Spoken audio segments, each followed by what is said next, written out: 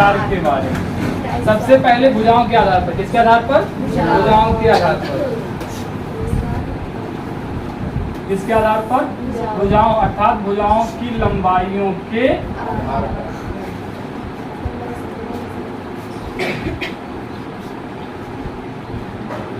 ठीक है। त्रिभुज की तीनों भुजाओं की लंबाइयों के आधार पर त्रिभुज कितने प्रकार के होते हैं? 3 प्रकार के होते हैं। त्रिभुज के तीनों भुजाओं की लंबाइयों के आधार पर कौन? त्रिभुज कितने प्रकार का होता है? 3 प्रकार का होता है। ठीक। त्रिभुज के तीनों भुजाओं, तीन ही नहीं है, तीनों है, तीनों भुजाओं की लंबाइयों के आधार पर त्रिभुज कितने प्रकार का होता है? 3 प्रकार का होता है। पहला होता है विषम बाहु। कौन सा? विषम बाहु त्रिभुज। विषम बाहु त्रिभुज। और दूसरा होता है समद्विबाहु त्रिभुज। समद्विबाहु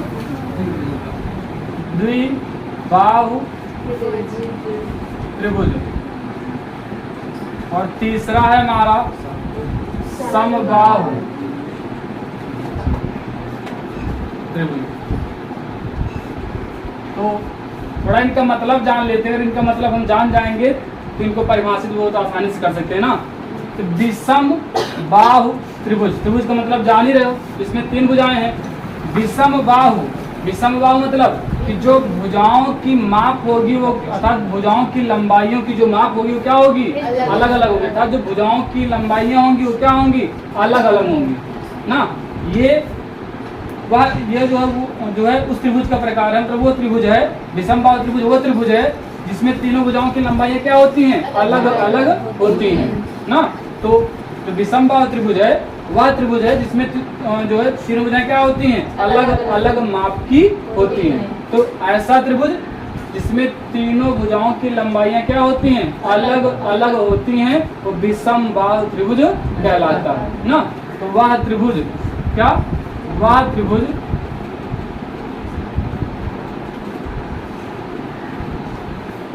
जिसकी तीनों भुजाओं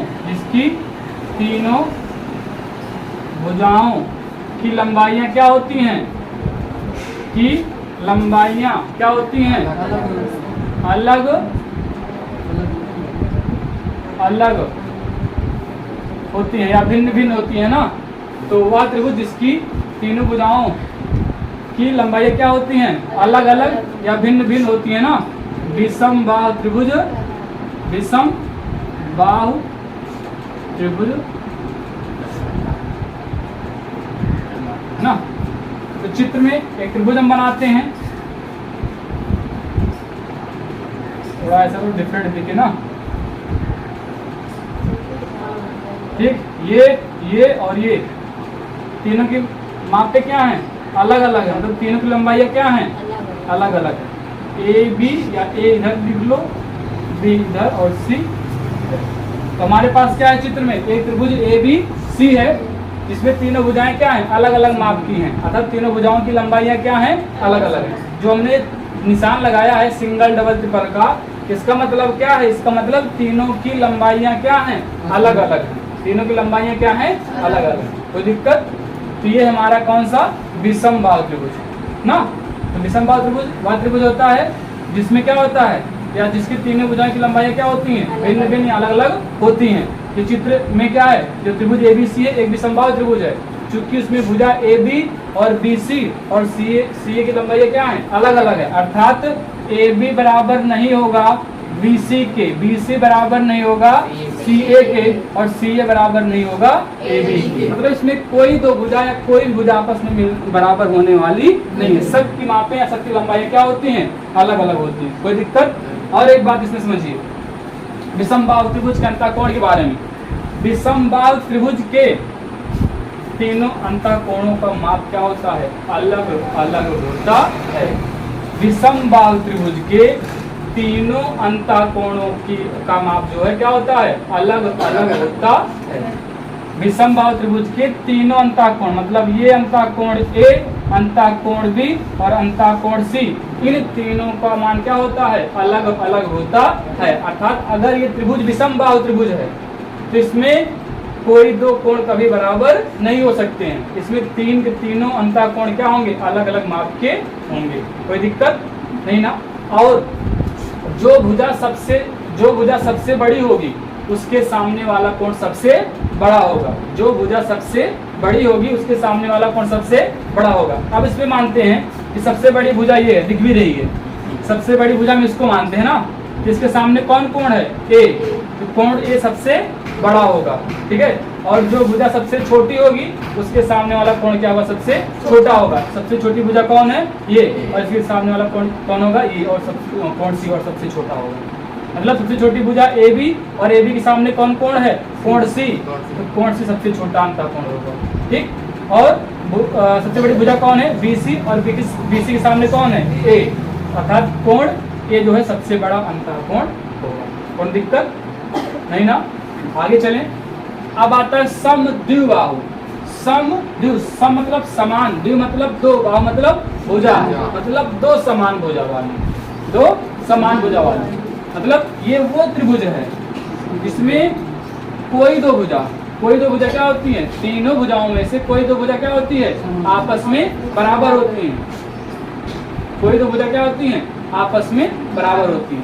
तो वह त्रिभुज जिसमें कोई दो भुजा क्या होती है, आपस में बराबर होती है, वो समद्विबाहु त्रिभुज कहलाता है। मतलब देखो नाम से स्पष्ट, समान दो भुजा मतलब दो समान भुजा वाला त्रिभुज, मतलब ऐसा त्रिभुज जिसमें कोई दो भुजा क्या हो, समान हो, अर्थात किसी दो भुजाओं की लंबाइयां क्या हो, बराबर हो ना, तो क्या कहलाएगा, हमारा समद्विबाहु त्रिभुज कहलाएगा। जैसे चित्र में हमारा क्या है, त्रिभुज पी क्यू आर एस, कौन, पी क्यू, इसको थोड़ा और बड़ा कर लेते हैं, इससे स्पष्ट मिल जा रहा है।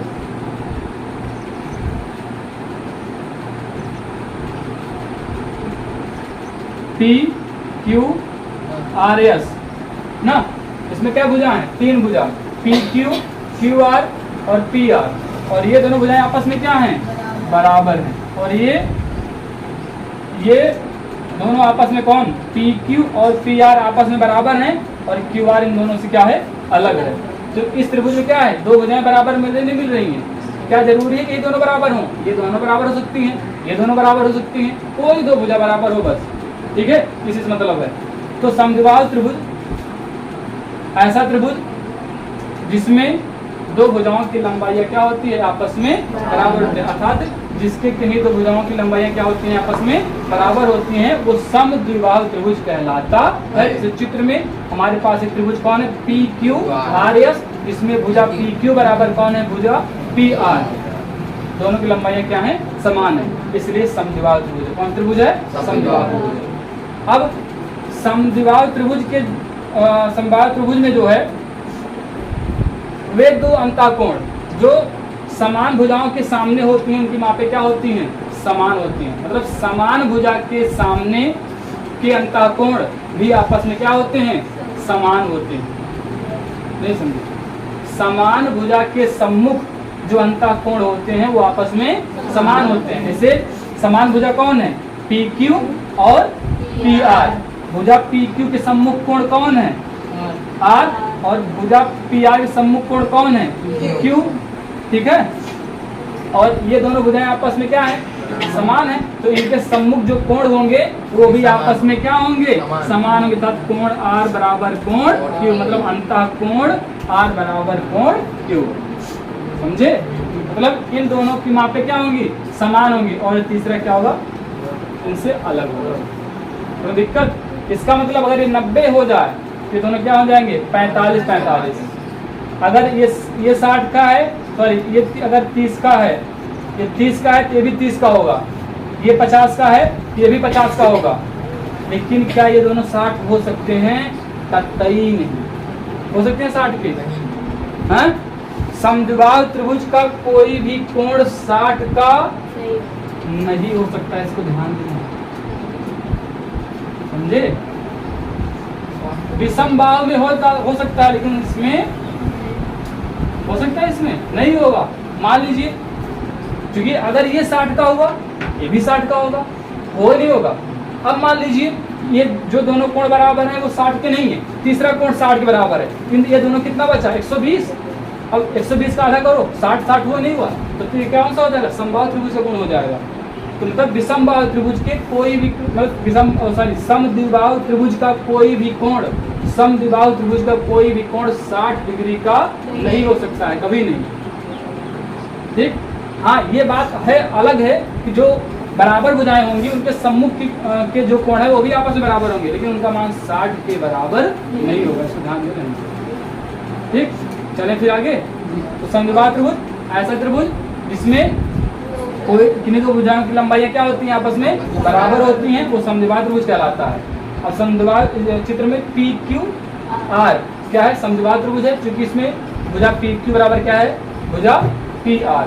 ठीक, और जो बराबर भुजाएं होती हैं और जो उनके सम्मुख अंतःकोण होते हैं वो भी आपस में क्या होते हैं? बराबर है। तो पी क्यू बराबर कौन है? P R. पी क्यू के सम्मुख कौन है? कोण आर। और पी आर के सम्मुख कौन है? कोण क्यू। इसलिए कोण क्यू बराबर कोण आर बराबर कोण क्यू, कोण क्यू बराबर कोण आर। समझ में आया? समझे ना? मतलब ये 45, ये भी 45, ये 50, ये भी 50। अब इसका कुछ भी मतलब नहीं, कुछ भी हो सकता है इसका। अरे कुछ भी मतलब मनचाहा नहीं, इतना है कि जोड़ दो 180 आ जाए। अब समबाहु, समबाहु, समबाहु मतलब सभी भुजाएं समान होंगी, मतलब सभी भुजाओं की लंबाइयां क्या होंगी? समान होंगी। तो ऐसा त्रिभुज जिसमें सभी भुजाओं की लंबाइयां क्या होती हैं? समान होती हैं या एक समान होती हैं, क्या कहलाता है? समबाहु त्रिभुज कहलाता है। ऐसा त्रिभुज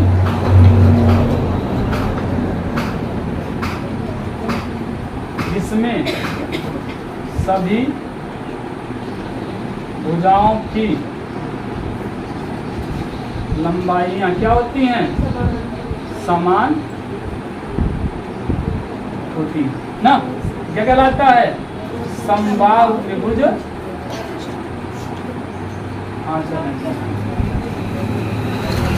दिक्कत? अब देखो ये वाला चित्र बनाते हैं, दिख रहा नहीं दिख रहा है? ये तो कोई नाम बताइए।